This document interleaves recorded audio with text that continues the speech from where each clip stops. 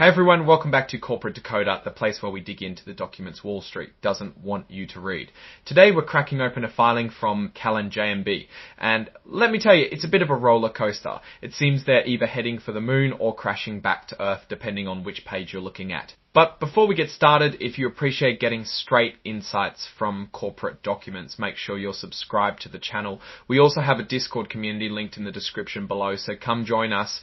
CALLAN JMB just filed their quarterly report, also known as a 10Q, with the Securities and Exchange Commission, or SEC. This report gives everyone a look under the hood at how the company performed over the past 3 months, and it contains important information including financial statements, management's analysis, and details about what could go wrong. This filing covers the first 3 months of this year, ending in March, so let's dive into what CALLAN JMB has been up to. First off, the company is officially named CALLAN JMB Inc., formerly known as Cold Chain Technology Services LLC.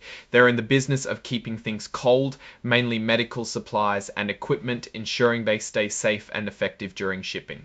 They want you to know they also focus on being environmentally responsible.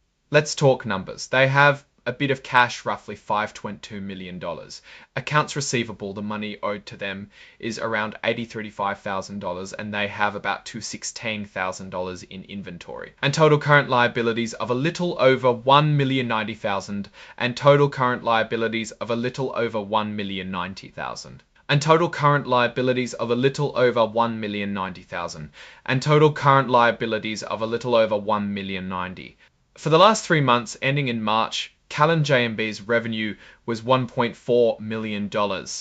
Cost of revenue was $833,000 and their gross profit, after subtracting the cost of goods from revenue, was about $1 of goods from revenue dollars to ended up with an operating loss of about $1.2 million. So they ended up with an operating loss of about $1.2 million.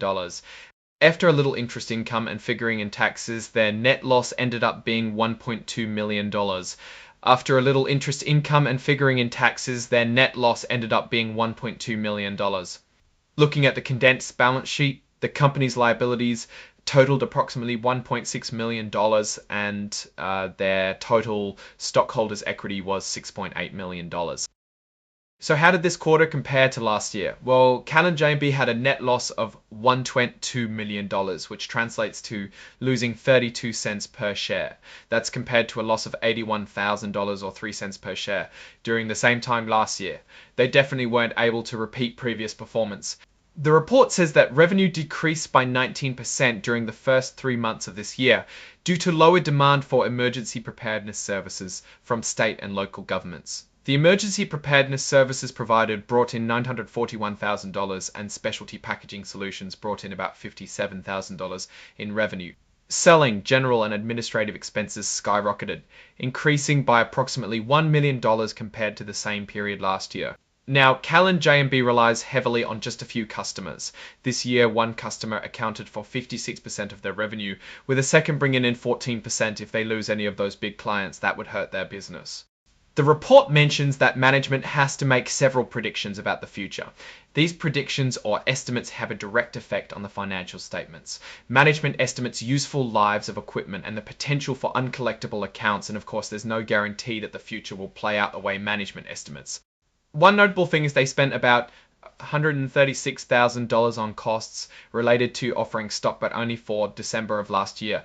As for legal issues, they aren't currently involved in anything major.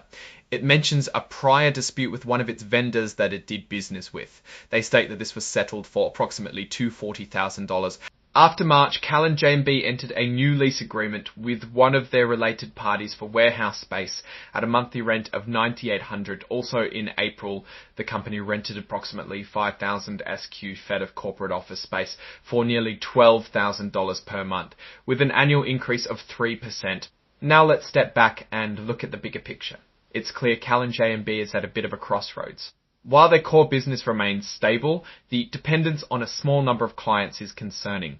If those clients decide to drop CALLAN JMB, there could be a serious revenue freefall. Also, expenses are rapidly increasing. This is potentially from setting up to IPO, but it remains to be seen if they can manage their expenses now they are public. The company needs to keep its costs under control while chasing new opportunities.